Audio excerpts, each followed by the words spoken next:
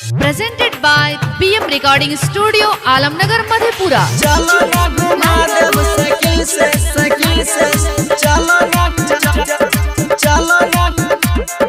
चलो ना घुमा देव साइकिल से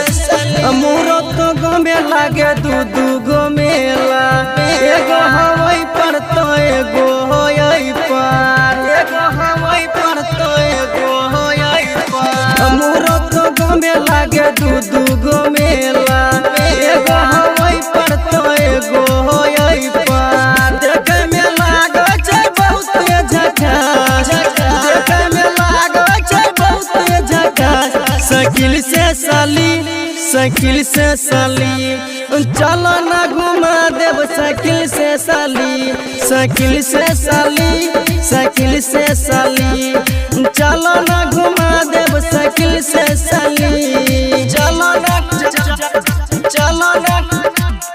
चलो ना घुमा देव साइकिल से साली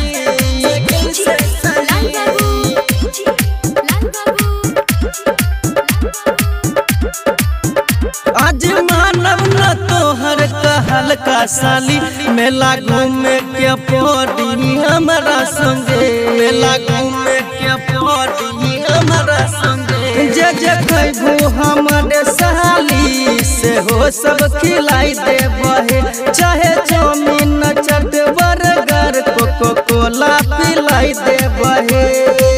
काहे तू दै छो हमरा गाली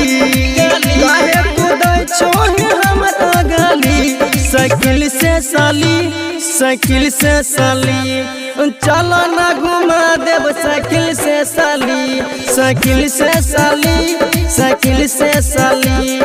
चलो ना घुमा देव साइकिल से साली चलो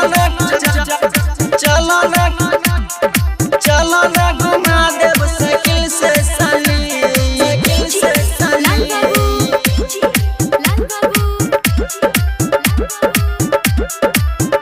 तोरा मुहूर्त के मेला घुमाई देबो हे बीतल बात के हम भुलाई जइबो हे बीतल बात के हम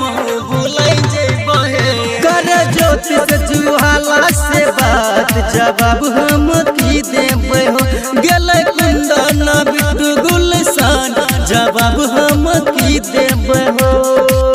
अब के सोबे तोहर हट के लाली सब तोहर एकर हट के लाली साइकिल से साली